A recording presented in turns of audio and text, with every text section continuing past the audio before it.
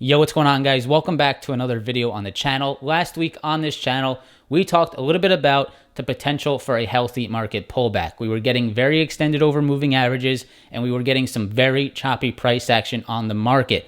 If you guys are watching the market, you saw on Friday that we started to unravel a little bit, breaking below some moving averages, and I think this is sort of indicating towards that next market dip. So in today's video, I want to review some important levels with you guys on the S&P, on the NASDAQ, and on the Dow, so we can find where this market could pull back to, and also where we may be able to catch this thing back to the upside. Again, I want to reiterate, I believe this is a healthy market pullback that we should experience here into the middle of September.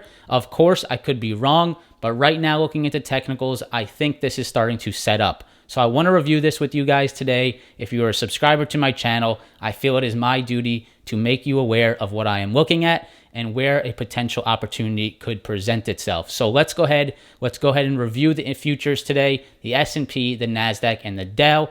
Before we get into it, press that like button, subscribe to the channel, and make sure to press that bell notification so you know every single time that I post.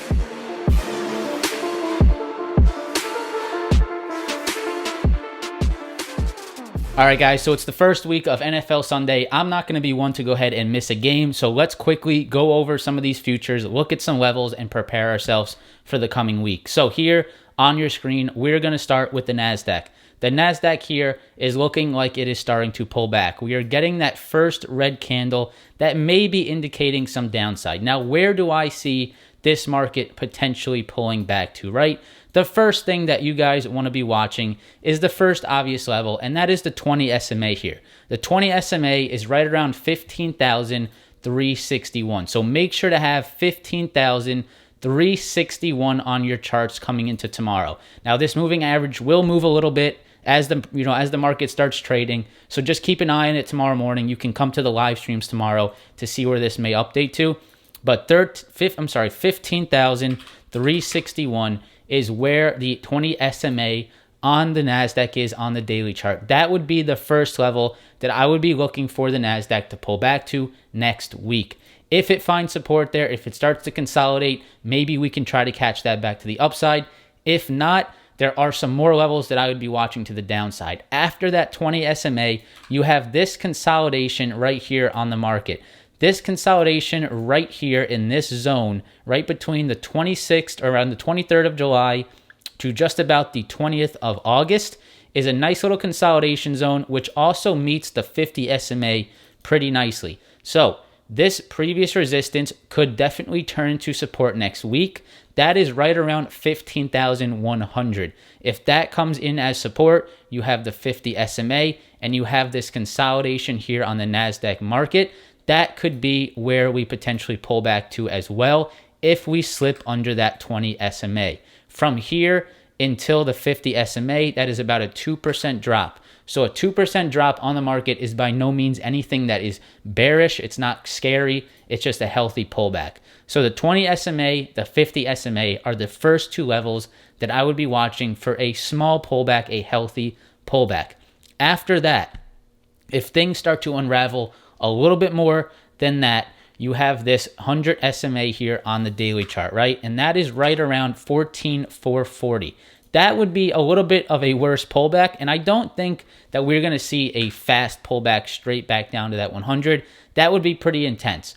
If we start to hold up here at the 20, at the 50, those would be the first levels that I would be watching into next week. After that, we'll have to reevaluate this, see how the market is looking. There's no way for me today on a Sunday to anticipate that we're going to go straight back down to the 100. That would be definitely something pretty interesting to see. So next week, I'm preparing myself for the 20 SMA and the 50 SMA to be support levels here in the market. You have that moving average support, and then at the 50, you have this previous consolidation here, previous resistance, which could act as support here as we approach the 50. So those are the first two levels that I'm going to be watching next week. If this thing starts dipping, maybe we'll make another video next week to update ourselves here on the moving averages. And if you want to check out the live streams, you're going to see updates on this every day. So next week, those are the two very crucial levels. There's going to be some levels in between that maybe we can hold, but those two right there, 15,350 and 15,100, are critical levels, and those are ones that I would have on your chart. So that's the NASDAQ. That is what I'm looking at here first. The next thing is the ES, which is the S&P 500. So the S&P 500, if you guys look at this chart, you can see that we have been on a pretty intense uptrend, right? And it's been pretty consistent. The first thing that I want to point out is the top of this channel, right? So if you take the top of this channel on the ES back from August of last year, and then you move it all the way up until now, you guys can see that we have definitely respected the top of this channel. You can see that every time we've touched the top of this channel, that we have found some resistance. And it is no coincidence that right here in the recent week, we started to tap that top of trend line, and we started to lose a lot of momentum. Over the last about 5 days, we have seen red days on the S&P 500.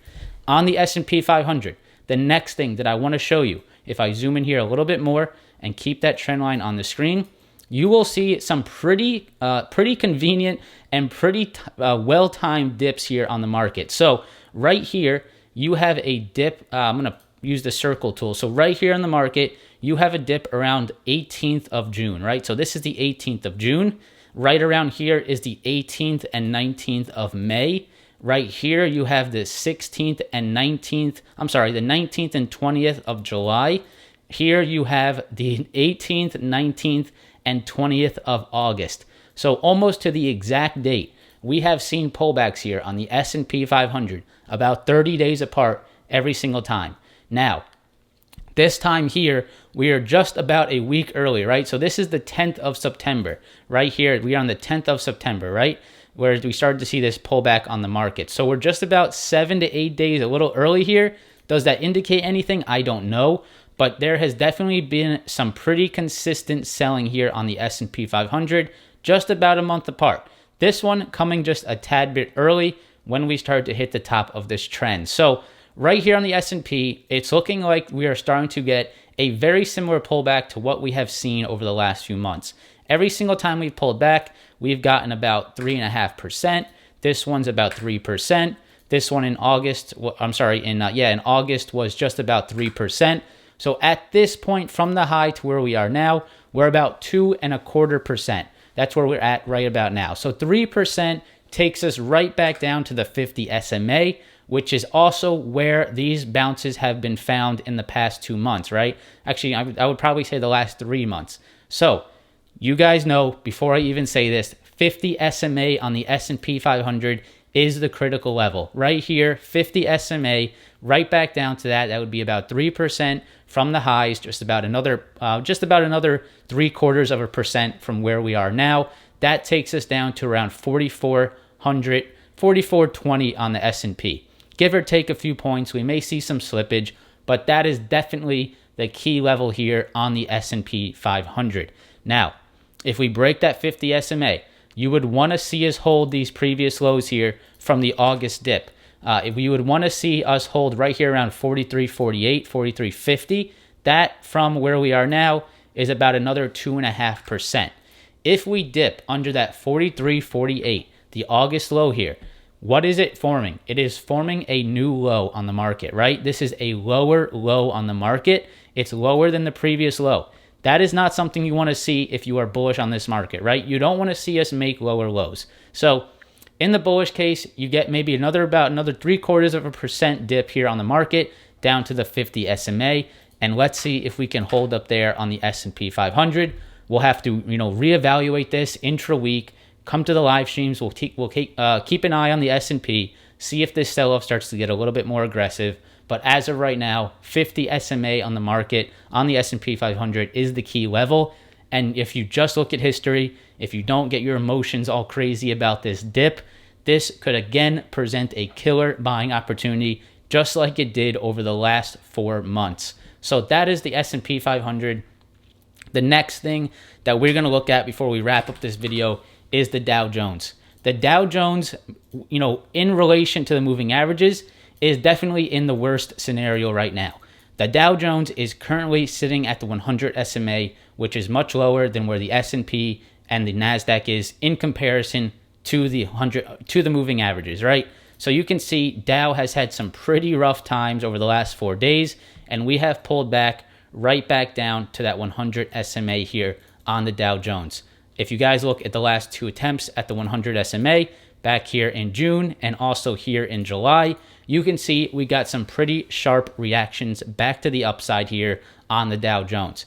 If we start to see this sell-off happen and we see it be very heavy tech sell-off, I would actually expect there to be some type of life on the Dow.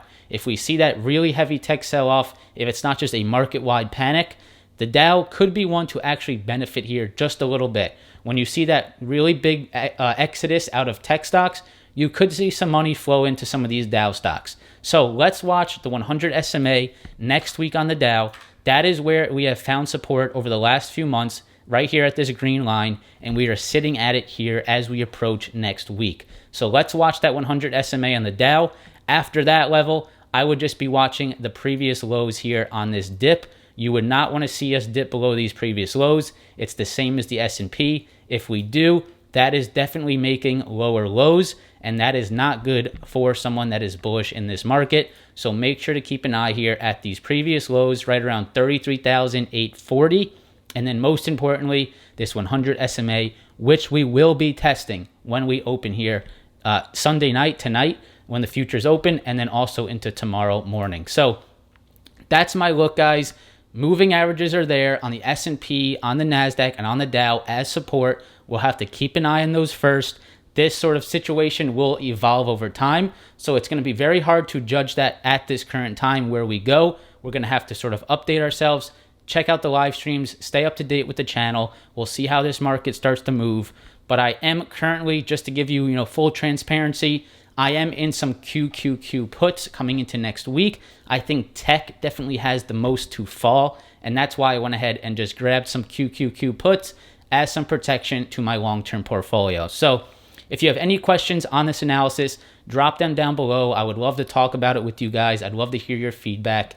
Let's go ahead and wrap up this video. All right, guys, so that's just about all that I have for you in today's video. I want to remind you that this video is not meant to instill fear.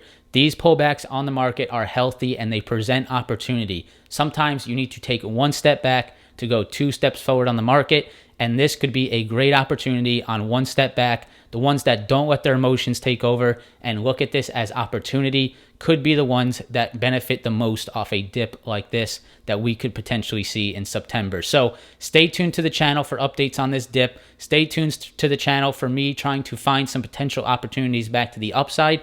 I definitely think there will be. We're just going to have to be patient. We don't want to buy a falling knife. We're going to have to be patient, wait for the consolidation, wait for the momentum to slow to the downside, and then try to catch this thing back to the upside. So hope you guys enjoyed today's video. Press that like button before you head out. Enjoy your NFL Sunday, and I hope to see you in the next one. Peace.